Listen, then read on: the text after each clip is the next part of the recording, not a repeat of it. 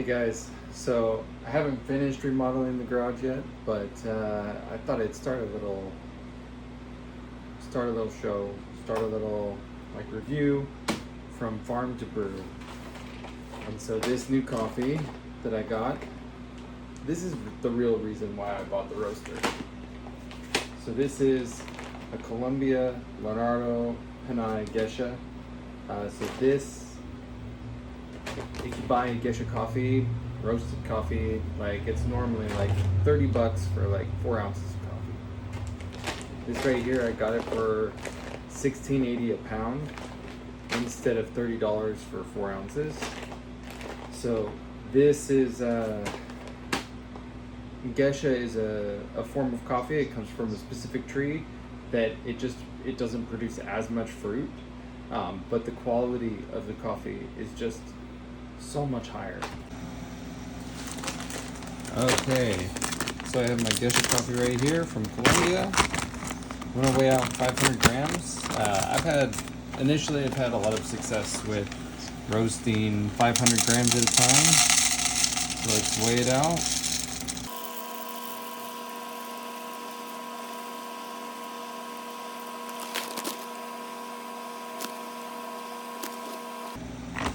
Okay, that's 380, so I'll do another 120.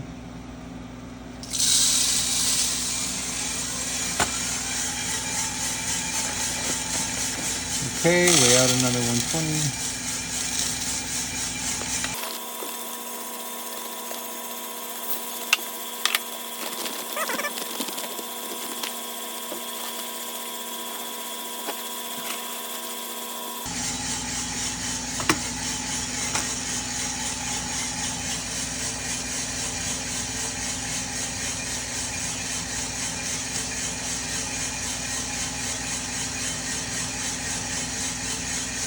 So you can see on here we're tracking a few different things. So there's 2 different probes for measuring the temperature. The purple line is the infrared sensor of the beans. So it is using infrared in order to measure the temperature of the actual beans. And then the light blue line, that is a typical bean probe. And so that's a thermometer in the back, and that's measuring, you can see it was a little higher initially because it's measuring more along the lines of the heat of the air inside.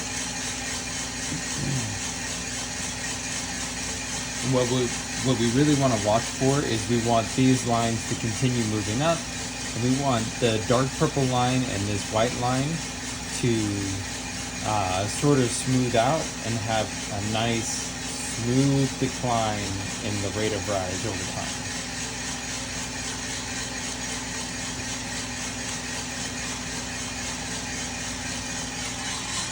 You can see here we're still in the green phase, so the beans have not started turning yellow yet. You can start to see a little bit of it.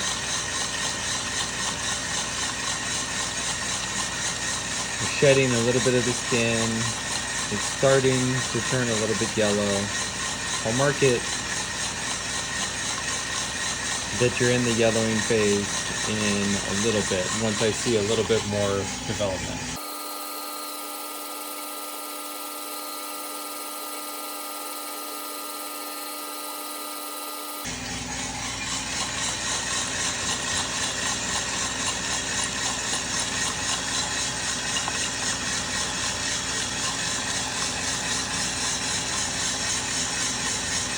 You can still see some green, but they're starting to turn a little bit yellow.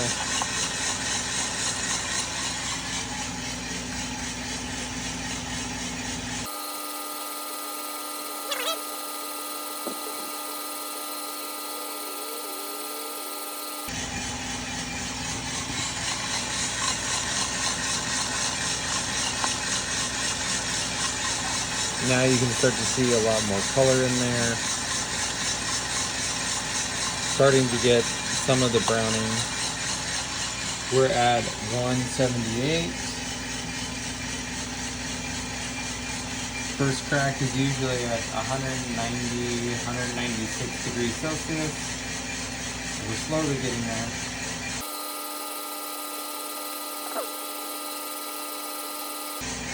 So far we've had a relatively smooth decline in the rate of rise. I had just dropped the temperature and I increased the fan.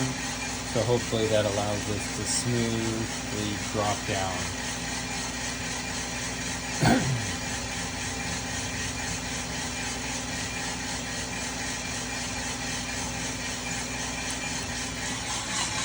Now we're almost at 190 degrees Celsius, so you can start to see a lot more color in the coffee.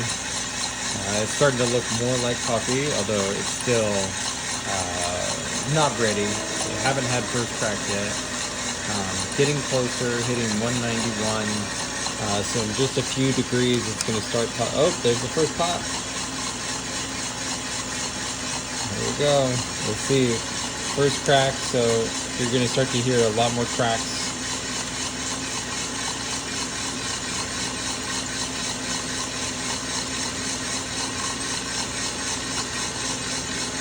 Now it's starting to look like a light roast that you might order. There we go. Mark the first crack.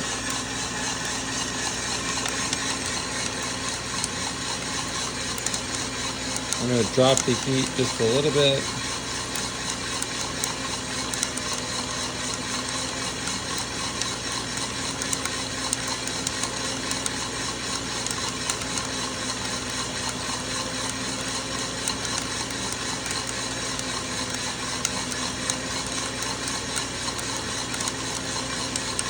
I'm thinking maybe I'll go for 205 for the drop temp.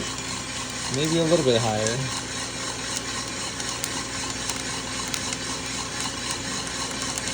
Those cracks are moving.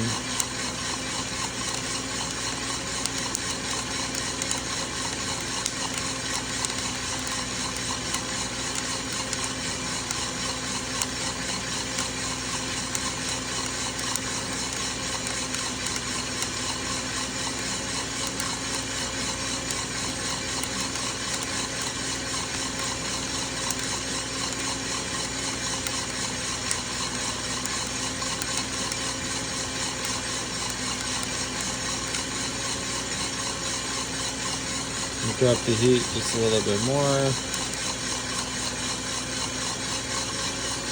Just drawing out this development time a little bit more while not getting the temperature too high. Total roast time of 8 minutes now, almost 8:30.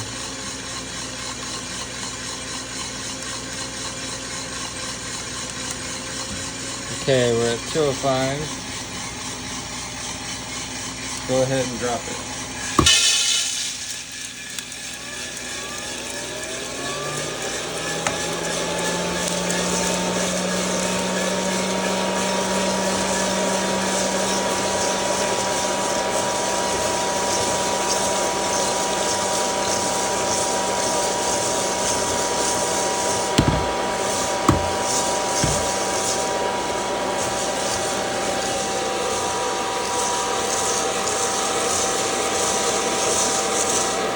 See, it has nice color. You can hear the fan kick on. There's a fan that cools it off. It's very important that the beans cool rapidly, otherwise they'll continue to cook. Just like if you're taking a tri-tip off the grill. And we don't want this to cook unevenly. We want this to be an even roast. You might see that there will be some that are slightly less roasted than others. Like, this one looks like it didn't roast as much. And then the beans are starting to cool off, they're still hot.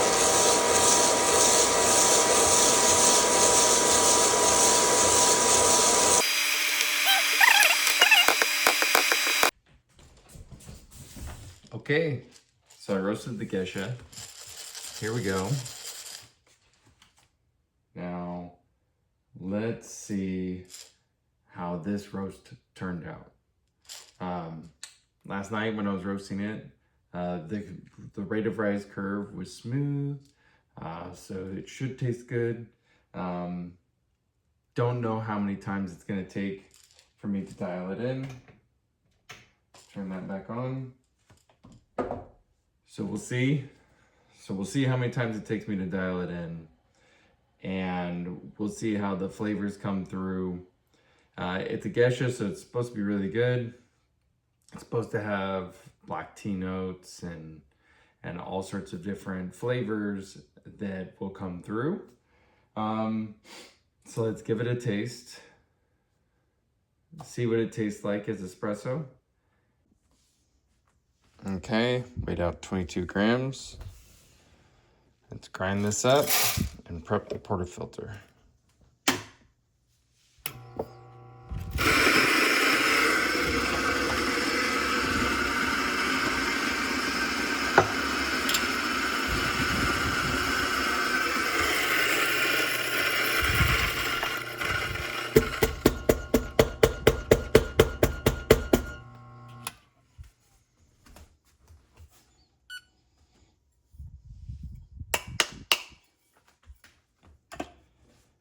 .22 in, 22.1 out.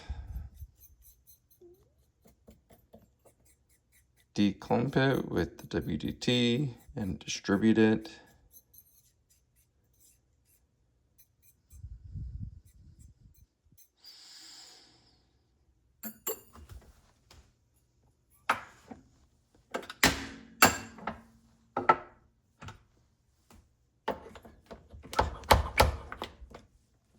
Tamp it.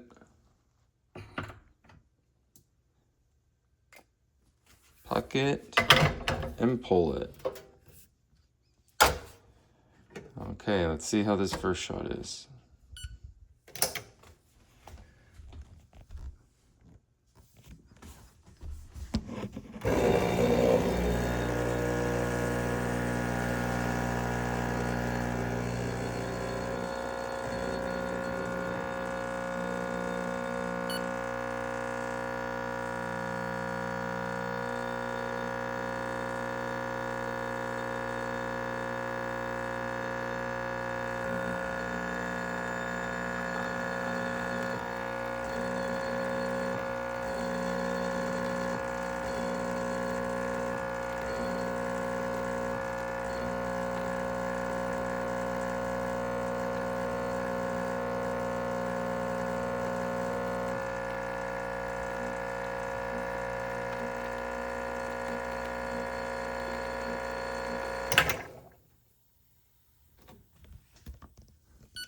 Okay, that was a little too fine. Not horrible.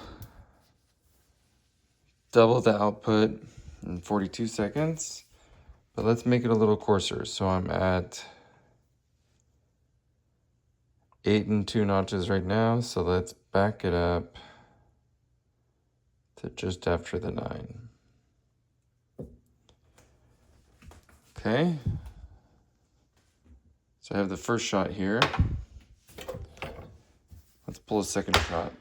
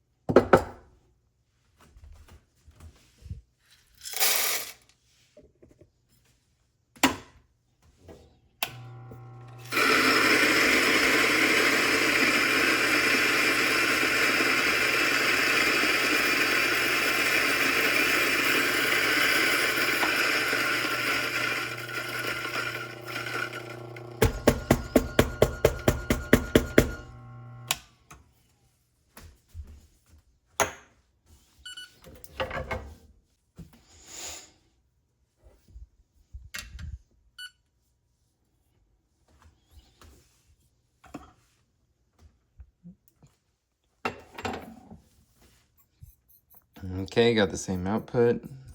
Let's try to distribute it a little bit better this time.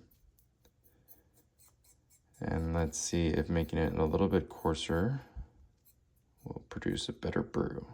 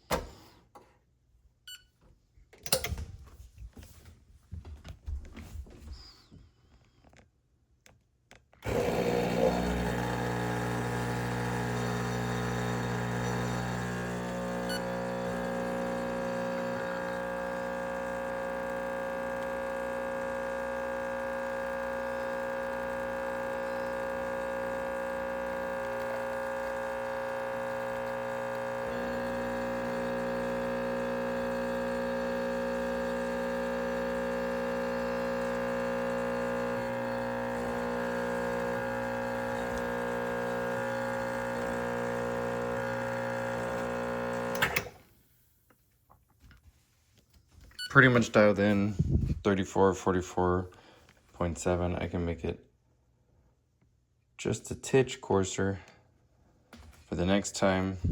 But let's go sit down and taste these. And we will assess this Gesha that I roasted. Okay, so I have my 2 shots here of the Colombia Leonardo Henao Gesha. I think that's how you say it. So let's see.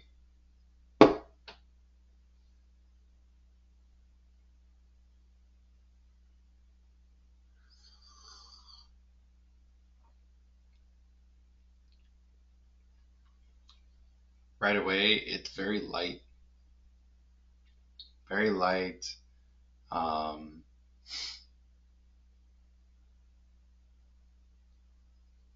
You don't get a lot of the extreme bitterness that you get from other coffees.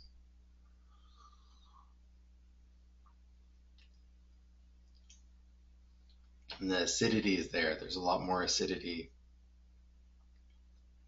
but it's a little bit more subtle. It's not. It doesn't. This isn't going to give you a punch. It's going to be more subtle. It's going to be something that you're going to want to sip on, that you're going to want to spend some time with. I say that as I drink it super fast. And that's the first shot that I didn't pull as well. So let's see how the second shot tastes.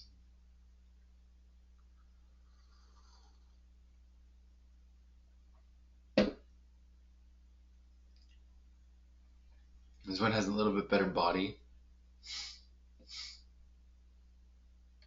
The traditional cocoa notes and caramel notes are not there at all.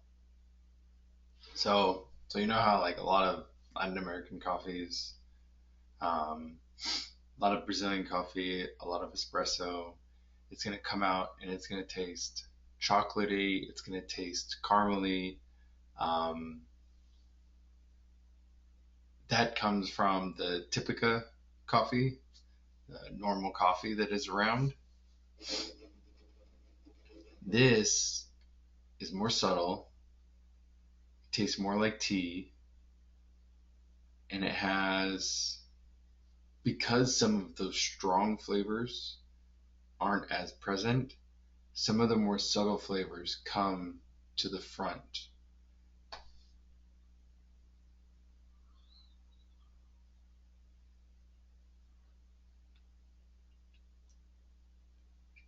And the most amazing thing, So I was able to get this, which is normally like 3 times as expensive, at double the cost instead of triple the cost. So that's the benefit of me having my own roaster. And so this is you could say the first episode in me going from farm to brew, farm, roast, brewing it. So I'm going to put this together and I'm going to start doing these little captions for a lot of the different roasts that I do in order to just try to improve my craft, share my story, and get better at roasting. So have a great day, everyone. Enjoy your coffee.